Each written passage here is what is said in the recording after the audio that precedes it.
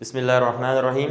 So today we will discuss the topic about the levels of biological organizations. Biological की जो मतलब biology की जो levels है मतलब organizations की. So सबसे पहले what is biological organization और biological organization की बात इसकी मतलब levels. So ऑर्गेनाइजेशन किसे कहते हैं? ऑर्गेनाइजेशन कहते हैं किसी चीज़ का वजूद में आना, किसी चीज़ का बन जाना, तख्लीक होना, क्रिएशन, उसको ऑर्गेनाइजेशन कहते हैं स्टेप बाय स्टेप को. अगर उस ऑर्गेनाइजेशन का ताल्लुक किसी जानदार चीज़ के साथ हो सो उसको बायोलॉजिकल ऑर्गेनाइजेशन कहते हैं. Because we know that biology is related to the living thing, इसका ताल्लुक जानदार चीज़ों के साथ है, सो इसको बायोलॉजिकल ऑर्गेनाइजेशन कहते हैं. So biological organisation the process in which organism are produce by step level by level, in which a community environment biosphere are produce level by level from atom से लेकर बायोस्फीयर तक, इसको हम कहते हैं biological organisation. So this called as a biological organisation. So organisation कैसे कहते हैं? किसी चीज़ का मतलब क्रिएशन, किसी चीज़ का बन जाना. सो यहाँ पर क्रिएशन का ताल्लुक जो है ना वो लिविंग ऑर्गेनिजम्स के साथ है. लिविंग ऑर्गेनिजम्स, जानदार का living organism. There are 3 types of living organism as we know. Plants, for example plants is a living organism. उसके बाद जो है ना animals is included in a living organism. And the third one category is a micro organisms. In the world there are 3 types of living organism. दुनिया में 3 किस्म के living organism मौजूद है.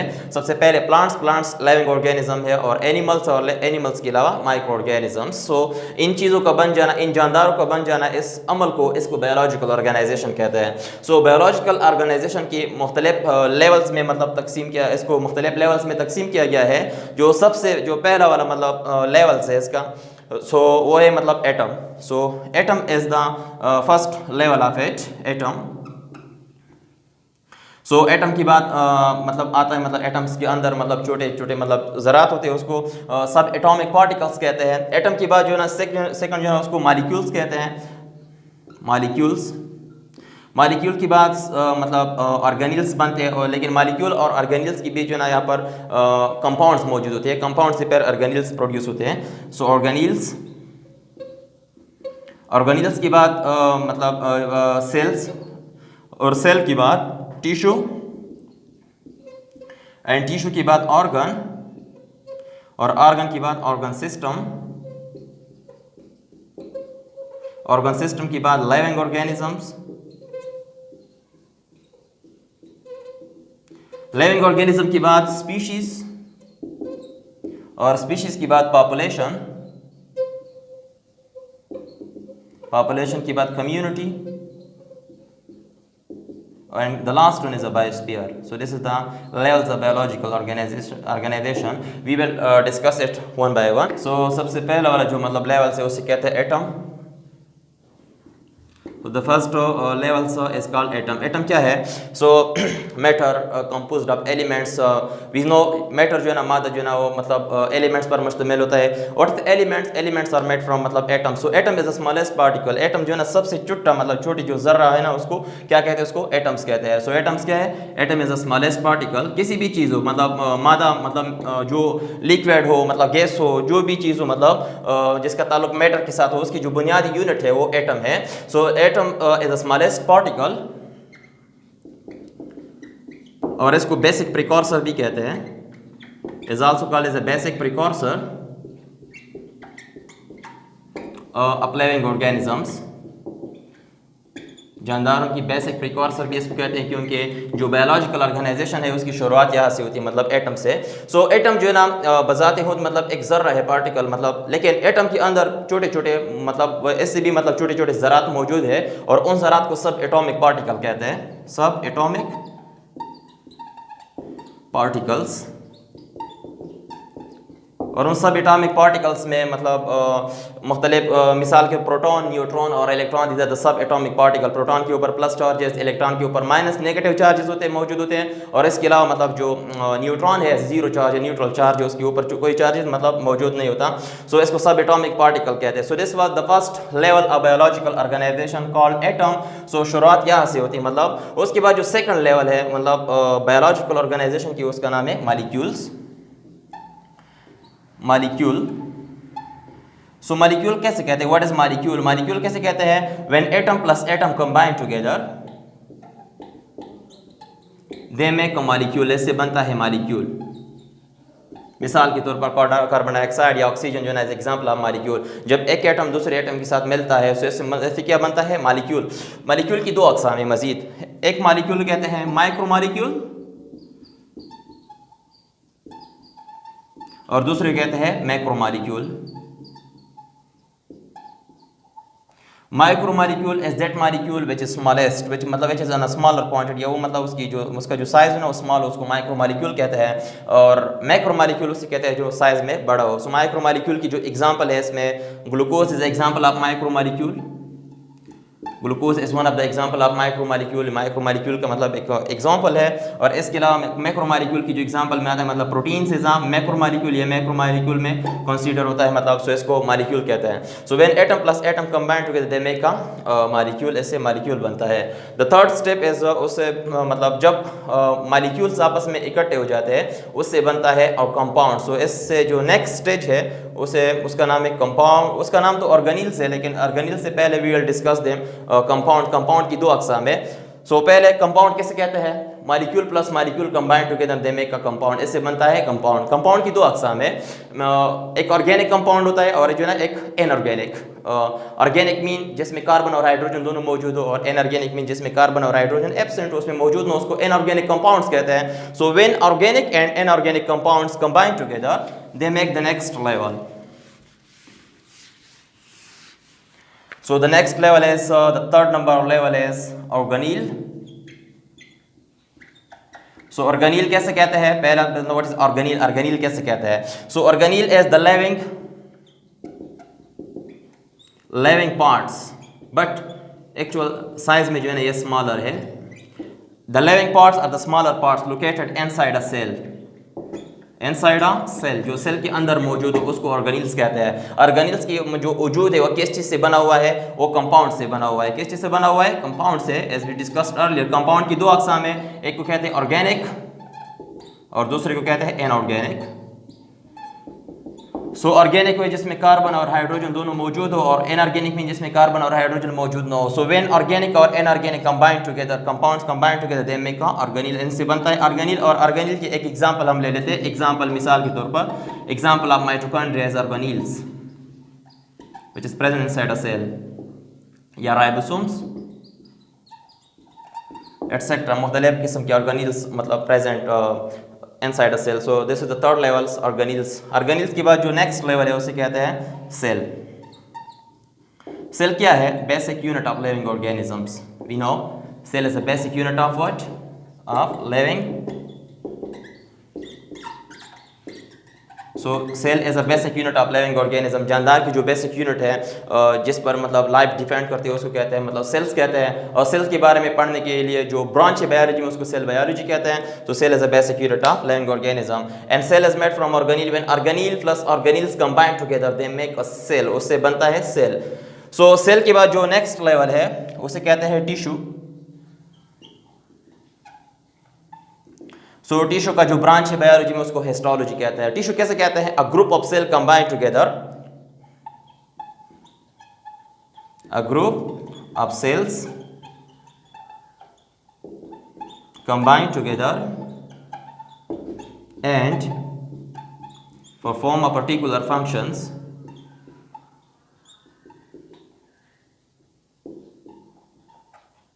उसको कहते हैं टिश्यूज कहते हैं। मतलब उसको क्या कहते हैं? उसको टिश्यू। और इसकी मिसाल के तौर पर muscular tissue in human body या एनिमल्स की जो बॉडी में जो मसल्स की जो टिश्यूज है उसका मतलब इसकी एग्जांपल है। सो या xylem tissue in a plant, so this is about a tissue. So the next the sixth level is that tissue के बाद organ. So organ,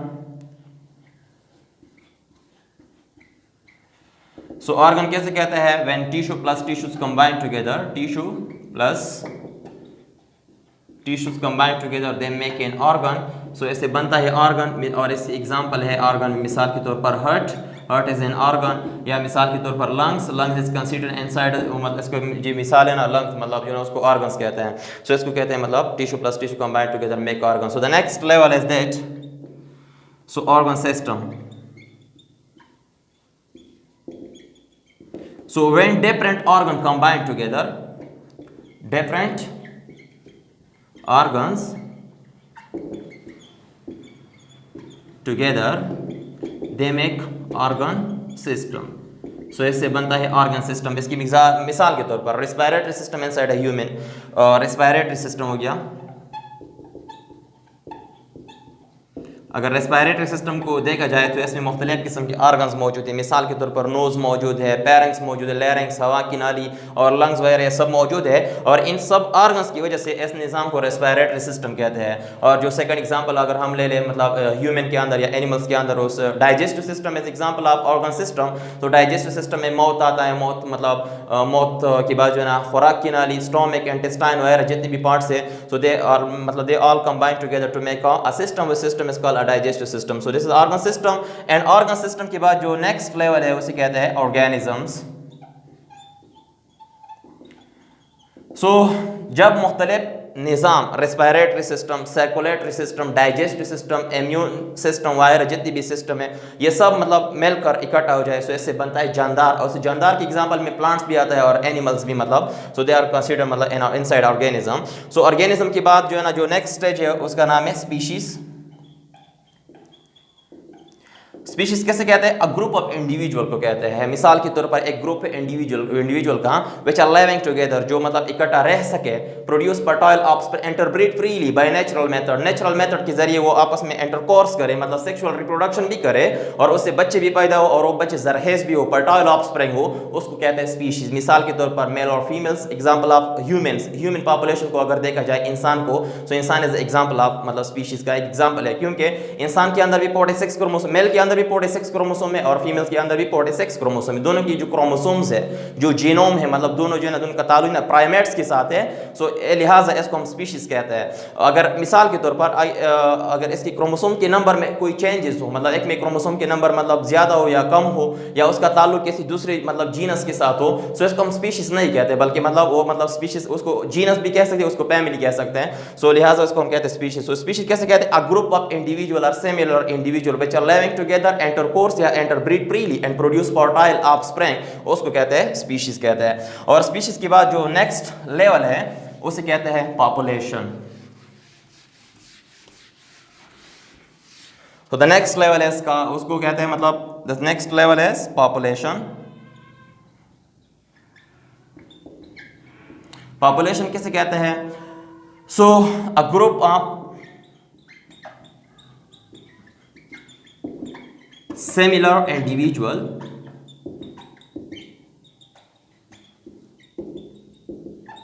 living together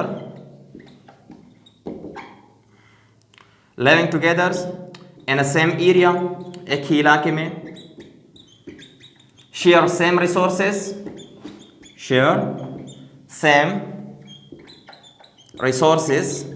यहाँ से रिसोर्सेज से मुराद ये है हवा, पानी, खुराक वगैरह, जो जितने भी रिसोर्सेज हो वो सब मतलब इक्वल हो, मतलब शेयरिंग में, मतलब वो एक ही मतलब सब जानदार वो है उसको इस्तेमाल करे, उसको कहते हैं मतलब सेम रिसोर्सेज को शेयर करना।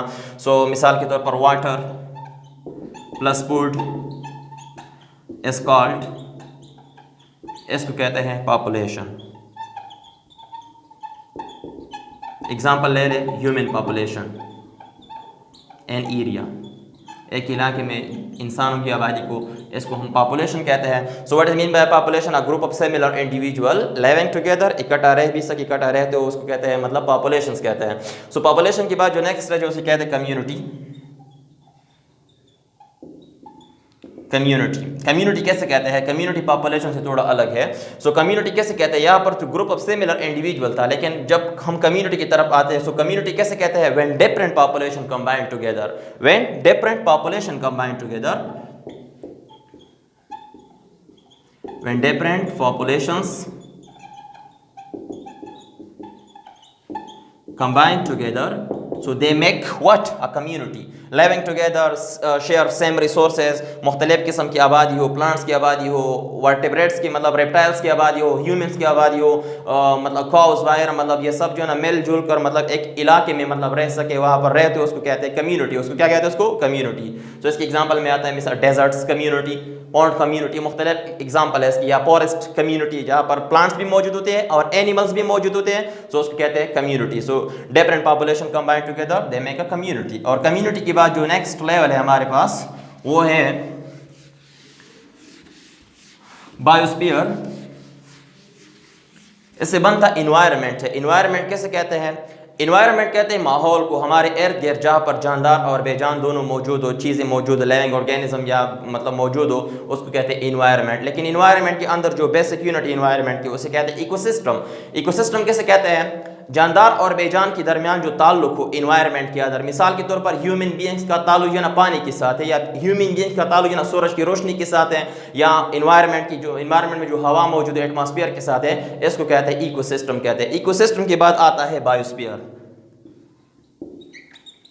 So biosphere is the last stage of biological levels of biological organization. So biosphere कैसे कहते हैं? As we know by the name, biosphere is composed of two names. Bio कहते हैं living organisms को, और sphere कहते हैं portion. Bio कैसे कहते हैं? Life, और sphere कैसे कहते हैं? Portion, हिस्सा। So biosphere का तारीफ यह है, मतलब the portion where life exists, या the surface on which life exists, वो सतह जिसके ऊपर मतलब जिंदगी मौजूद, उसको कहते हैं बायोस्फीयर कहते हैं। और बायोस्फीयर के मजीद तीन हिस्से हैं। Hydrosphere, so hydro by the name मतलब इट इंडिकेट्स, स्फीयर कहते हैं पोर्शन, और हाइड्रो कहते हैं water. So the water containing portion उसको हाइड्रोस्फीयर्स कहते हैं। जहां पर पानी मौजूद हो उस इलाके को कहते हैं हाइड्रोस्फीयर कहते हैं। तो this is the first part. Next layer is that lithosphere. जो नेक्स्ट लेयर है उसे कहते हैं लिथोस्फीयर। लिथो कैसे कहते हैं? सॉलिड। सॉलिड कहते हैं मतलब सख्त, या टूस को सॉलिड कहते हैं। सो यहाँ से जो सॉलिड है, सॉलिड का मतलब यहाँ मतलब सॉइल है। तो द सॉइल कंटेनिंग पोर्शन, जमीन की जो मतलब जो सख्त हो, मतलब सॉइल कंटेनिंग पोर्शन, उसको मतलब लिथोस्फीयर कहते हैं। And the third one is atmosphere.